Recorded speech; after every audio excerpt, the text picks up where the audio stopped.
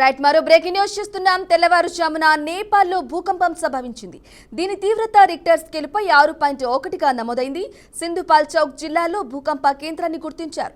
ఇక జాతీయ భూకంప పర్యవేక్షణ పరిశోధన కేంద్రం తన వెబ్సైట్లో సింధుపాల్ చౌక్ జిల్లాలోని భైరవ్ కుండలో తెల్లవారుజామున 2:51 భూకంప కేంద్రాన్ని గుర్తించినట్లు పేర్కొంది.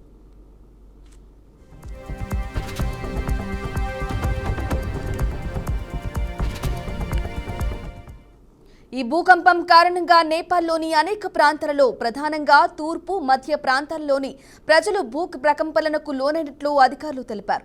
ఎలాంటి ఆస్తి ప్రాణనష్టం జరగలేదని సమాచారం. ఇక ప్రస్తుతం స్థానిక అధికారులు ప్రభావిత ప్రాంతాలలో పరిస్థితిని అంచనా వేస్తున్నారు. అటు భారత, టిబెట్, చైనా సరిహద్దు ప్రాంతాలలో కూడా ప్రకంపనలు సంభవించాయి.